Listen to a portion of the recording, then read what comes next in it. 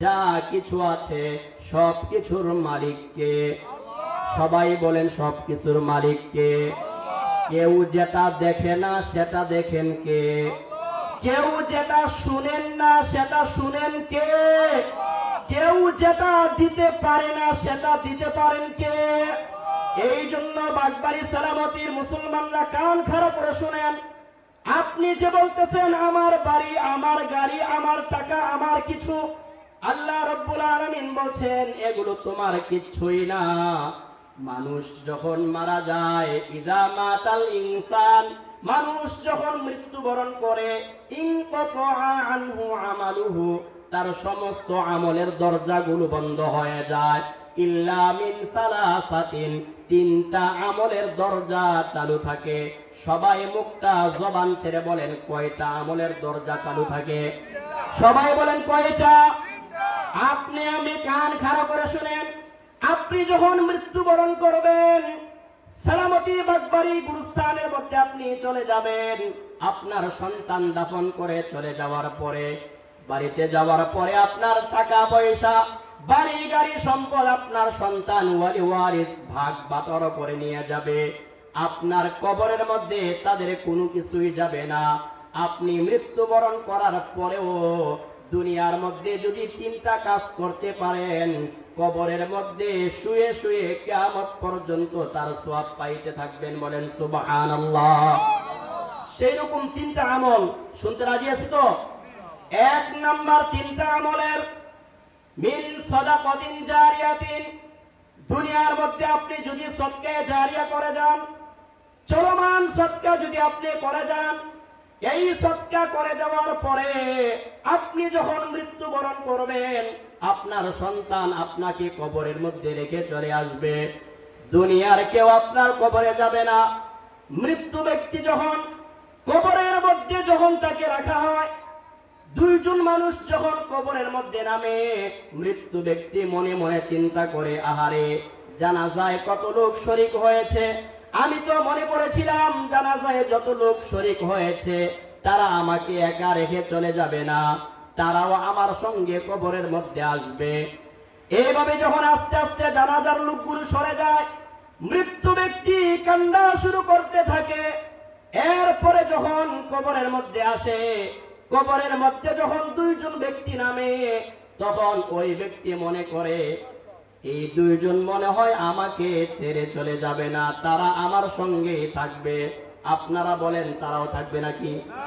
তারাও থাকবে না। এরপরে যখন বাঁশের খাটিয়া যখন আপনার কবরের মধ্যে রেখে দেওয়া হয়, এক ব্যক্তি যখন কবর থেকে টপ করে উপরে উঠে যায়, মৃত্যু ব্যক্তি হৃদয়ের একটা গভীর চিৎকার দিয়ে ওই ব্যক্তিটার পায়ে ধরে কান্নাকাটি করে, আরে আমি তো মনে করেছিলাম জানাজায় কত লোক শরীক হয়েছে তারা আমার সঙ্গে কবরের মধ্যে আসবে, তারা তো কেউ আসলো না। কবরের মধ্যে যেই দুজন লোক নেমেছে, হয় ভাই অথবা না হয় সন্তান, ঠিক কিনা বলেন? এই কবরের মধ্যে, অন্ধকার গভীর কবরের মধ্যে আমাকে একলা রেখে তোমরা চলে যেও না। তখন ওই মৃত্যু ব্যক্তির কথা কিন্তু জিন্দারা শুনতে পায় না।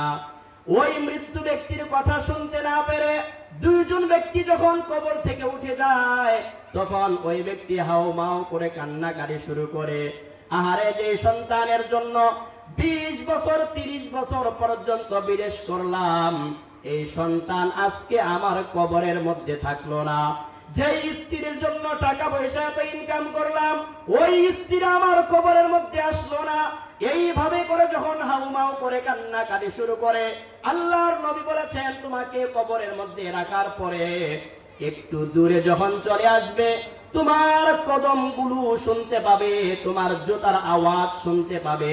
40 কদম একটু যখন আপনি চলে আসবেন, অমনিতেই দুইজন ফেরেশতা আসবে। আসার পরে কবরের মধ্যে আপনাকে জাগ্রত করবে। জাগ্রত করার পরে আপনাকে যখন প্রশ্ন করবে মার রব্বুকা, তোমার রবকে? বলেন আমাদের রবকে। সবাই বলেন আমাদের রবকে। যখন আপনাকে প্রশ্ন করা হবে তোমার রবকে, ব্যক্তি যদি মুমিন হয়, আল্লাহর বিধান অনুযায়ী যদি নিজের জীবন পরিচালনা করে, মহান আল্লাহ রব্বুল আলামিনের বিধিবিধান অনুযায়ী যদি দুনিয়ার জীবন পরিচালনা করে, কবরের মধ্যে ফেরেশতা যখন জিজ্ঞাসা করবে মার রব্বুকা, তোমার রবকে, ওই ব্যক্তি আর দেরি করবে না, সঙ্গে সঙ্গে বলবে রব্বি আল্লাহ। বলেন সুবহানাল্লাহ। আল্লাহর নবী জানিয়েছেন কবরের মধ্যে মূল প্রশ্ন হবে মার রব্বুকা, তোমার রবকে। রবের পরিচয় যখন দিয়ে দেওয়া হবে, এরপরে জিজ্ঞেস করা হবে ওমা দীনুকা, তোমার ধর্ম কি? বলেন আমাদের ধর্ম কি? ইসলাম। এরপরে বলা হবে মা তাকুলু ফি হাক্কি হাযার রাজুল, আল্লাহর নবীকে সামনে উপস্থিত করে বলা হবে এই ব্যক্তি সম্পর্কে তুমি চিনো কিনা। ওই ব্যক্তি যদি মুমিন হয়, সঙ্গে সঙ্গে বলবে হাযা নাবিয়ুনা মুহাম্মাদুর রাসূলুল্লাহ সাল্লাল্লাহু আলাইহি ওয়াসাল্লাম। এই তিনটা প্রশ্ন করার পরে অপশনাল একটা প্রশ্ন করা হবে। এই যে তিনটা প্রশ্নের উত্তর তুমি দিতে পারলা, এই প্রশ্নের জবাব তুমি কোথায় পেয়েছো? ওই ব্যক্তি বলবে দুনিয়ার মধ্যে কোরআনে কারিমের মধ্যে আমি পড়েছিলাম আলহামদুলিল্লাহি রাব্বিল আলামিন। সকলেই পড়েন আলহামদুলিল্লাহি রাব্বিল আলামিন। দৈনিক 5 ওয়াক্ত নামাজের মধ্যে কম পক্ষে হলেও প্রত্যেক নামাজের প্রত্যেক রাকাতের মধ্যে তো করতে হয় আলহামদুলিল্লাহি রাব্বিল আলামিন। এই জন্য মুমিন ব্যক্তিকে যখন প্রশ্ন করা হবে তোমার রবকে, তখন ওই ব্যক্তি সঙ্গে সঙ্গে বলবে আমার রব আল্লাহ। বলেন সুবহানাল্লাহ।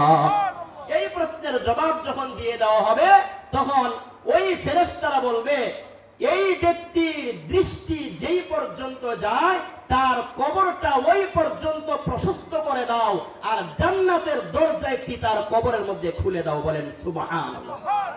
ওই দুইজন ফেরেশতা বলবেন নাম কারাউমাতিল আরুস, নতুন জামাই ভাসুর ঘরের মধ্যে যেভাবে ঘুমিয়ে যায়, প্রশ্নের জবাব যদি সঠিকভাবে দিতে পারে, তখন তাকে বলা হবে তুমিও ঘুমিয়ে যাও।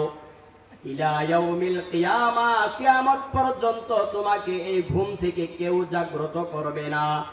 কিয়ামতের সিংহে যখন ইসরাফিল আলাইহিস সালাম ফুৎকার দিবেন, ইসরাফিল আলাইহিস সালামের সিংহার ফুৎকার শুনে যখন ওই ব্যক্তি কবর থেকে ঘুম ভেঙে যাবে, তখন চোখ কসলাইতে থাকবে আর বলবে আমাকে কে জাগ্রত করলো? ইয়া ওয়াইলানা মান বাআসানা মিন মারকাদিনা, আমি তো একটু আগে মাত্র ঘুমিয়েছিলাম, আমাকে কে জাগ্রত করলো?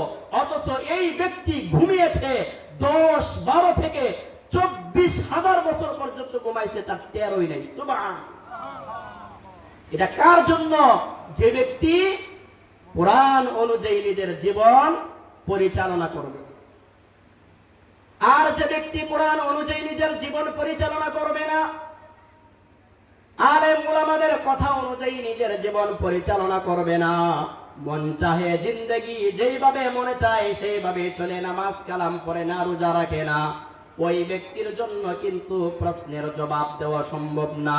তখন ওই ব্যক্তি বলবে হাই হাতা লা আদরি, আমি তো কিচ্ছুই জানি না। বলেন নাউজুবিল্লাহ।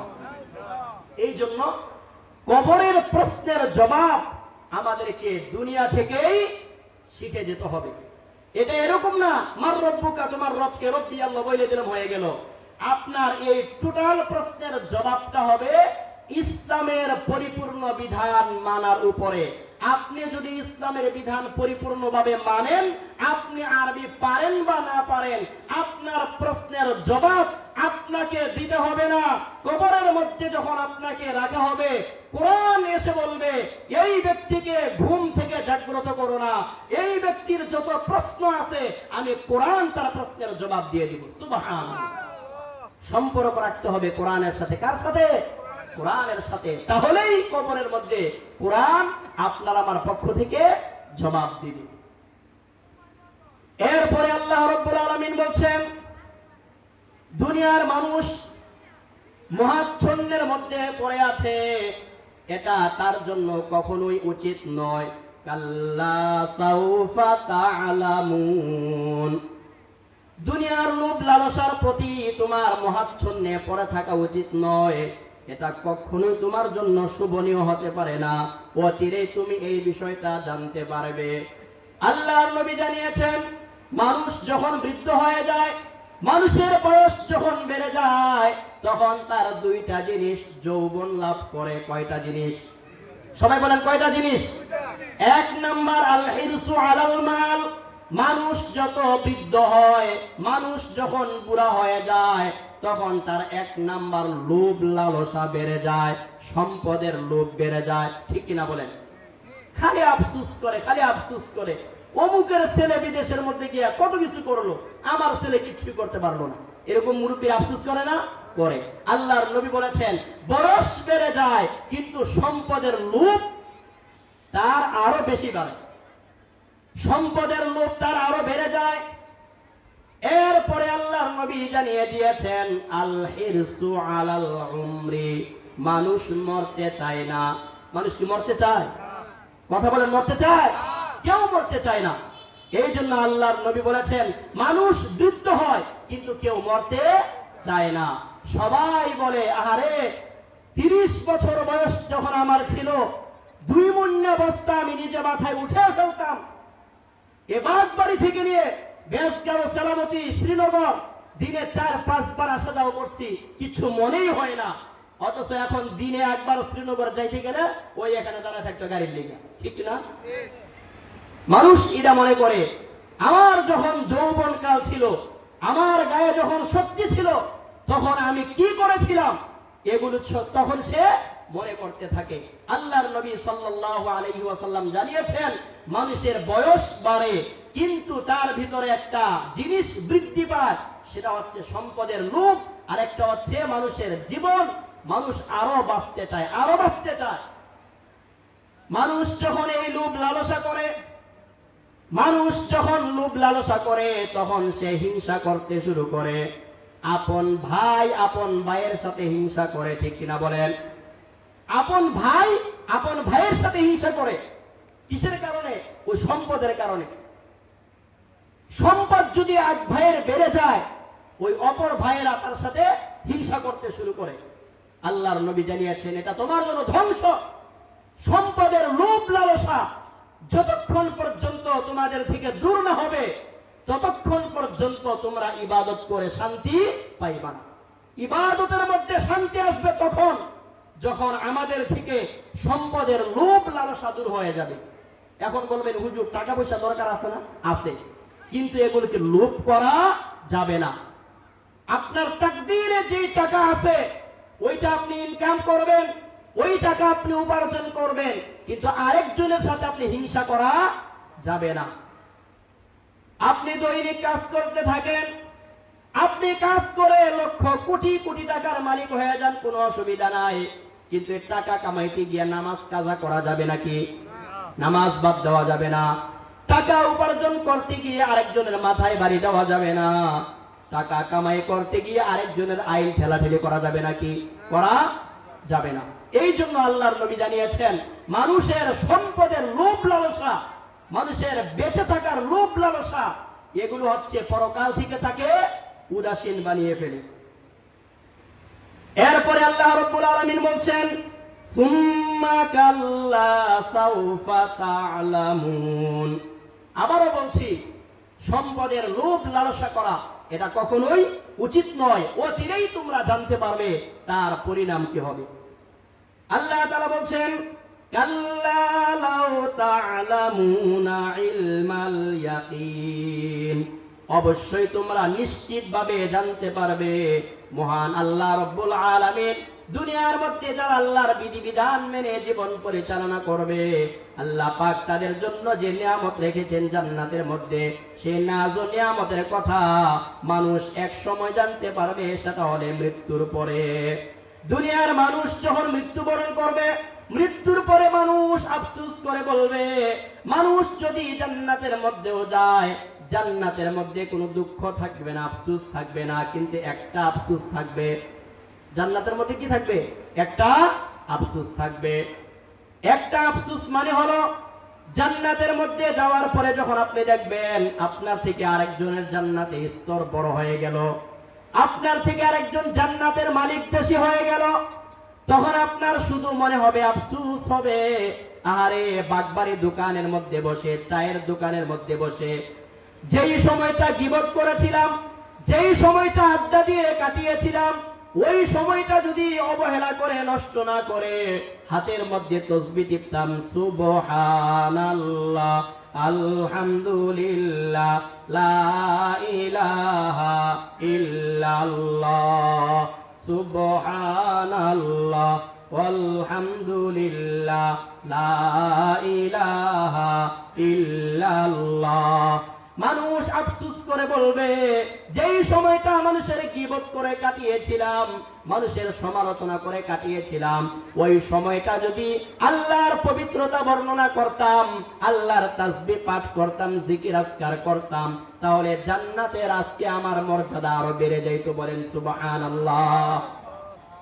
এই জন্য জান্নাতের মধ্যে গিয়েও ওই আফসোস করতে হবে, যেই সময়টা আমরা নষ্ট করতেছি অবহেলা করে। আসরের নামাজ পড়ে যখন চায়ের দোকানে বসে শুরু হয়ে যায় গীবত, অমুকের ছেলে কি করলো, অমুকের মেয়ে কি করলো।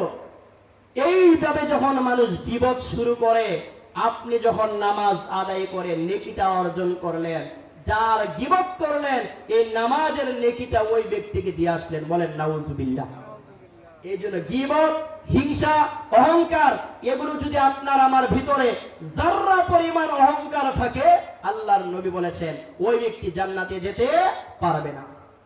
আল্লাহর নবী জানিয়েছেন, লা ইয়াদখুলুল জান্নাতা মান কানা ফি কলবিহি মিসকালু যাররাতিন মিন কিবরিন। ওই ব্যক্তি ততক্ষণ পর্যন্ত জান্নাতে যেতে পারবে না যাররা পরিমাণ যদি ভিতরের মধ্যে অহংকার থাকে, হিংসা থাকে। বলেন নাউজুবিল্লাহ। যাররা পরিমাণ হিংসা, অহংকার, বিদ্বেষ যদি আমাদের মধ্যে থাকে, জান্নাতের মধ্যে যাওয়া যাবে না। এরপরে আল্লাহ রাব্বুল আলামিন বলছেন, লাতারাবুন্নাল জাহিম, অবশ্যই তোমরা জাহান্নাম দেখতে পাবা, জাহান্নাম দেখতে পাইবা। জান্নাতের মধ্যে যারা যাবে তারাও জাহান্নাম দেখতে পাবে। তার কারণ হচ্ছে আল্লাহ তাআলা কোরআনে কারীমের মধ্যে বলছেন, ওয়া ইন মিনকুম ইল্লা ওয়ারিদুহা কানা আলা রাব্বিকা হাতমান মাকদিয়া। তোমাদের প্রত্যেকেই পুলসিরাতের পুল পার হতে হবে। ওই পুলসিরাতের পুল থাকবে জাহান্নামের উপরে। ওই পুলসিরাতের পুল যদি পার হয়ে ওই পারে চলে যেতে পারো, তাহলে তুমি জান্নাতে যেতে পারবে। আর যদি তোমার পুরা কপাল হয়, দুনিয়ার মধ্যে যদি তুমি নেক আমল করতে না পারো, তাহলে তোমার পা কেটে কেটে ওই জাহান্নামের মধ্যে পড়তে হবে। বলেন নাউজুবিল্লাহ।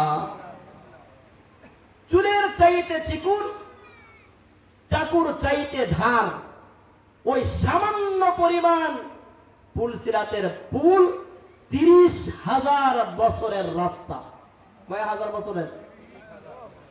আল্লাহর নবী জানিয়েছেন, ইমানদার ব্যক্তি যদি হয়, ব্যক্তি যদি কোরআন অনুযায়ী নিজের জীবন পরিচালনা করে, আল্লাহর বিধান মাফিক নিজের জীবন পরিচালনা করে, 30,000 বছরের রাস্তা মাত্র 10 মিনিটে চলে যাবে। বলেন সুবহানাল্লাহ। বিজলির গতিতে পুলসিরাতের পুল পার হয়ে যাবে। সুবহানাল্লাহ। শুধু তাই নয়, হাসরের মাঠে মানুষ দাঁড়িয়ে থাকবে 50,000 বছর। কত বছর? সবাই বলেন কত বছর? 50,000 বছর মানুষ হাসরের ময়দানে দাঁড়িয়ে থাকবে। সূর্যটা মানুষের মাথার কাছাকাছি চলে আসবে, মাটি হয়ে যাবে একবারে তামা তামা। মানুষের সূর্যের কারণে মাথার মগজগুলো ভাতের মাড়ির মতো টকবক করে নাকের ছিদ্র দিয়ে, কানের ছিদ্র দিয়ে পড়তে থাকবে। এইভাবে করে মানুষ দাঁড়িয়ে থাকতে হবে। কারো গায়ে কোনো কাপড় থাকবে না, সবাই থাকবে উলঙ্গ। কেউ কারো দিকে তাকানোর মতো সাহস থাকবে না। সবাই শুধু বলবে নাফসি নাফসি, আল্লাহ আমাকে বাঁচাও, আমাকে বাঁচাও।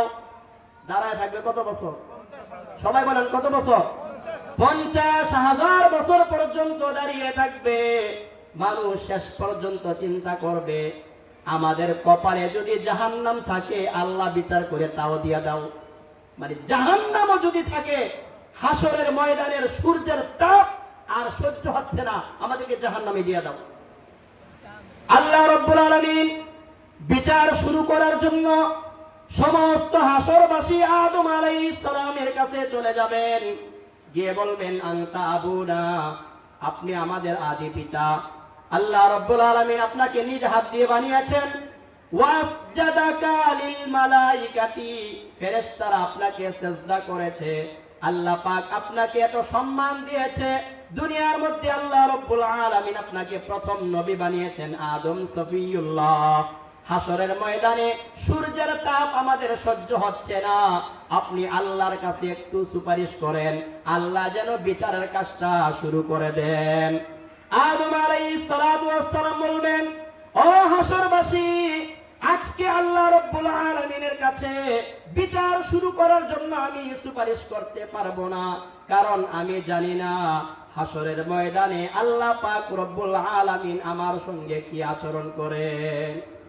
আদম আলাইহিস সালাতু ওয়াস সালাম বলবেন, আল্লাহর কাছে আজকে সুপারিশ করার মতো ক্ষমতা আমার নাই, তোমরা চলে যাও নূহ নবীর কাছে।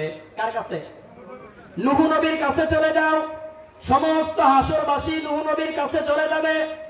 নূহ আলাইহিস সালাতু ওয়াস সালামকে গিয়ে বলবেন, দুনিয়ার মধ্যে আল্লাহ রাব্বুল আলামিন আপনার উম্মতের উপর একটা প্লাবন দিয়েছিল, সব কিছু ধ্বংস করে দিয়েছিল। এরপরে আপনি হলেন দ্বিতীয় আদম, আদমের সানি বলা হয় নূহকে। নূহ আলাইহিস সালাতু ওয়াস সালামকে বলবেন, আল্লাহর কাছে আপনি একটু সুপারিশ করেন, আল্লাহ যেন আমাদের বিচারের কাজটা শুরু করেন। নূহ নবী বলবেন, আল্লাহ পাক আমাকে 4টা সন্তান দিয়েছিলেন, এক সন্তান কেনান আমার কথা মানে নাই, আমার হুকুম মানে নাই, আমার উপর ঈমান আনে নাই। আল্লাহ পাক যদি আমাকে জিজ্ঞাসা করেন, দুনিয়ার মধ্যে তোমাকে পাঠিয়েছিলাম, নিজের সন্তানকেই তো তুমি মুমিন বানাইতে পারলা না, আমি আল্লাহর কাছে কি জবাব দেব? নূহ নবী বলবেন, আজকে হাসরের ময়দানে আল্লাহর কাছে সুপারিশ করার মতো আমার ক্ষমতা নাই, তোমরা চলে যাও ইব্রাহিম নবীর কাছে। কার কাছে? ইব্রাহিম নবীর কাছে চলে যাও। ইব্রাহিম নবী একটা কিনারায় বসে একা একই কান্নাকারি করতেছেন। হাসরবাসী গিয়ে যখন বলবেন, আপনি আমাদের জাতির পিতা ইব্রাহিম, মিল্লাতা আবিকুম ইব্রাহিম হুয়া সাম্মাকুমুল মুসলিমিন, আল্লাহ রাব্বুল আলামিন আপনাকে দুনিয়ার মধ্যে এত ক্ষমতা দিয়েছিলেন, এত সম্মান দিয়েছিলেন, আমরা যে মুসলিম, এই মুসলমান নাম রেখেছেন হযরত ইব্রাহিম আলাইহিস সালাতু ওয়াস সালাম। ইব্রাহিম নবী বলবেন, আল্লাহর কাছে আজকে বিচার ব্যবস্থা শুরু করার জন্য আমি সুপারিশ করতে পারবো না, কারণ দুনিয়ার মধ্যে আমি 3টা মিথ্যা কথা বলেছিলাম। কয়টা? সবাই বলেন কয়টা? 1 নাম্বার বলেছিলাম, আমার এলাকার লোকেরা যখন মূর্তি পূজা করার জন্য যখন উৎসব পালন করতে যাইতেছিল, তখন আমাকে বলেছিল, আলা তাখরুজু মাআনা, চলো মূর্তি পূজা করে আসি। তখন ইব্রাহিম আলাইহিস সালাম বলেছিলেন, ফাকালা ইন্নী সাকিম, আমি অসুস্থ, আমি যাইতে পারবো না। আসলে অসুস্থ ছিলেন না, ওই যে মানসিক অসুস্থ, কি পূজা করে, মূর্তি পূজা করে, এগুলো তার কাছে ভালো লাগতেছে না, এই জন্য ইব্রাহিম নবী বলেছিলেন আমি অসুস্থ। কি বলছিলেন? আমি অসুস্থ। আসলে কি ছিলেন না? অসুস্থ ছিলেন না। ইব্রাহিম নবী মনে করবেন, আল্লাহ যদি আমাকে আজকে জিজ্ঞাসা করেন, তুমি তো অসুস্থ ছিলে না, তারপরেও কেন তুমি অসুস্থ বললা, আমি আল্লাহর কাছে কি জবাব দেব? এরপরে আল্লাহ রাব্বুল আলামিন ইব্রাহিম নবীর কাছে যখন মানুষ যাবে, ইব্রাহিম নবী বলবে, আজকে আমি আল্লাহর কাছে সুপারিশ করতে পারবো না, তোমরা চলে যাও মুসা নবীর কাছে। কার কাছে? মুসা নবীর কাছে যখন যাবেন, আচ্ছা মুসা নবী কি নরম নাকি গরম? বলেন নরম না গরম? এতই গরম ছিলেন, আজরাইল যখন মুসা নবীর রূহ নেওয়ার জন্য আসছিল, আজরাইলকে থাপড়া দিয়া চোখ ফালাই ফেলছে, চোখ উপড়ে ফেলছে এক থাপ্পড় দিয়া। আজরাইল আল্লাহর কাছে ফিরে গেল, ও আল্লাহ, কোন নবীর কাছে তুমি আমাকে রূহ আনার জন্য পাঠাইলা? আল্লাহ বললেন, কি হয়েছে? তোমার মুসা তো আমাকে এক থাপ্পড় দিয়ে আমার চোখ উপড়ে ফেলছে। কি হয়েছে? কইয়া বলছি যে তোমার মৃত্যু হবে এখন। এই মৃত্যুর কথা শোনার সাথে সাথেই আমাকে এক থাপ্পড় মারছে, চোখ শেষ। এখন আমার বই হয়েছে, ওইটাও শেষ করে দেখি না, এ লেগে দৌড়ে এসে পড়ছি। আল্লাহ রাব্বুল আলামিন বলে দিলেন, সাবধান, মুসা নবী গরম মানুষ, তার কাছে মরণের কথা গিয়া সাথে সাথে বলা যাইব না। মুসা নবীকে তুমি গিয়ে বলবা, পয়গম্বর মুসা আলাইহিস সালাতু ওয়াস সালাম একটা গরুর উপরে নিজের হাতটা রাখার পরে বলছেন, আপনার হাতের নিচে গরুর যত পশম আছে। আচ্ছা, একটা হাত রাখার পরে অনেক পশম থাকে না গরুর মধ্যে? মনে করেন হাজার হাজার পশম আছে। আজরাইল আলাইহিস সালাম বলছেন, আপনি যে হাত রাখছেন গরুটার উপরে, আপনার হাতের নিচে যত পশম আছে, এক একটা পশমের বিনিময়ে আল্লাহ পাক আপনাকে 1 বছর হায়াত বাড়াইয়া দিবেন। সুবহানাল্লাহ। আপনি যদি দুনিয়ার মধ্যে থাকতে চান। মুসা আলাইহিস সালাম বললেন, আচ্ছা ঠিক আছে, হাতের মধ্যে 1000 পশম থাকলো, 1000 বছর বাঁচলাম, এরপরে কি হবে? তখন আজরাইল বললেন, তারপরে তো মরতে হবেই। মুসা আলাইহিস সালাম বললেন, তারপরে যদি মরতে হয় তাহলে আর দেরি করার দরকার নাই, এখনই আমাকে শেষ করো। তো মুসা আলাইহিস সালামের কাছে যাবে, যাওয়ার পরে বলবে, মুসা, আমিও আজকে আল্লাহর কাছে সুপারিশ করতে পারবো না, কারণ ওই যে এক ব্যক্তিকে একটা থাপ্পড় দিয়েছিল, ওই ব্যক্তি কি করছে? মারা গেছে। মুসা আলাইহিস সালাম বলবেন, তোমরা চলে যাও ঈসা নবীর কাছে। ঈসা নবীর কাছে যখন হাসরবাসী যাবে, যাওয়ার পরে গিয়ে বলবে, রৌদ্রের তাপ আমাদের সহ্য হয় না, আল্লাহ যদি বিচারের কাজটা শুরু করে দেয়, জাহান্নাম হোক তাও বালা, রৌদ্রের তাপ আমাদের সহ্য হয় না। ঈসা আলাইহিস সালাম বলে দিবেন, আজকে গোটা হাসরের ময়দানে তোমরা দৌড়াদৌড়ি করে কোনো লাভ হবে না, কেউ সুপারিশ করতে পারবে না, এমনকি আমিও করতে পারবো না। যদি আল্লাহর কাছে তোমরা সুপারিশ পেতে চাও, ওই যে চলে যাও, মুহাম্মাদুর রাসূলুল্লাহ সাল্লাল্লাহু আলাইহি ওয়াসাল্লাম সিজদা দিয়ে পরে উম্মতের জন্য কাঁদতেছেন, বলেন সুবহানাল্লাহ। আল্লাহর নবী সিজদায় পড়ে আছেন, আল্লাহ রাব্বুল আলামিন বলবেন, ইরফা রাসাক, হাবিব আপনি মাথা উঠান, আপনি সাল তুতো, যা চাবেন আপনাকে তাই দেওয়া হবে। সুবহানাল্লাহ। আল্লাহর নবী মাথা উঠাবেন না, আল্লাহর নবী বলবেন, আল্লাহ আমার যত উম্মত আছে, নামাজ কালাম যারা সঠিকভাবে আদায় করেছিল, আল্লাহ তাদেরকে তুমি ক্ষমা করে দাও, বলেন সুবহানাল্লাহ। আল্লাহ রাব্বুল আলামিন বলবেন, ঠিক আছে, যারা আমার বিধান মেনেছিল তাদেরকে আমি ক্ষমা করে দিলাম। সুবহানাল্লাহ। এইভাবে করে আল্লাহর নবী আবার সিজদায় পড়ে থাকবেন। আল্লাহ পাক বলবেন, হাবিব আপনি মাথা উঠান। আল্লাহর নবী বলবেন, আল্লাহ আমি মাথা উঠাবো না, যারা বিধিবিধান মানে নাই কিন্তু ঈমান এনেছিল, যাররা পরিমাণ ঈমান যার ভিতরে ছিল, আপনি তাকেও ক্ষমা করে দেন, বলেন সুবহানাল্লাহ। সেই নবীর সুপারিশ ছাড়া আপনি আমি জান্নাতে যেতে পারবো নাকি? সবাই বলেন, যেই নবীর সুপারিশ ছাড়া জান্নাতে যাওয়া যাবে না। 63 বছর পর্যন্ত দুনিয়ার মধ্যে আপনারা আমার জন্য কান্নাকাটি করেছেন, উম্মতের জন্য, উম্মতের মঙ্গলের জন্য যেই নবী কান্না করেছেন, আল্লাহর কাছে কিয়ামতের ময়দানে কান্নাকাটি করবেন, সেই নবীর সুন্নাত মানার দরকার আছে কি নাই? সবাই বলেন, দরকার আছে কি নাই? এই জন্য বাগবাড়ি কবরস্থানের মধ্যে আপনার বাবা দাদা পর দাদাকে কুরস্থানের মধ্যে দাফন করে চলে গেলেন, কতদিন হয়ে গেল, এমন একটা দিনও আসে না আপনার দাদার কবরের সামনে দাঁড়িয়ে একটু জিয়ারত করবেন, আপনার বাবার জন্য কবরের মধ্যে একটু ইসালে সাওয়াব করবেন, দোয়া করবেন, এই সময়টাও তো হয় না। আল্লাহর নবী জানিয়েছেন, কোন মানুষ যদি মারা যায়, সমস্ত আমলের দরজা বন্ধ হয়ে যায়। কয়টা দরজা চালু থাকে? সবাই বলেন কয়টা? 1 নাম্বার সদকা জারিয়ার কথা বলেছিলাম। সদকা জারিয়া মানে হলো, এই যে বাগবাড়ি গুরুস্থানের মধ্যে একটা আপনি কি করলেন, কি বলে, ওই যে আপনার কবরস্থান নতুন দেওয়ার পরে যে এটা দেয়, কি বলে, খাঁচা, একটা খাঁচা বানাই দিলেন, এটা হলো সদকা জারিয়া, বলেন সুবহানাল্লাহ।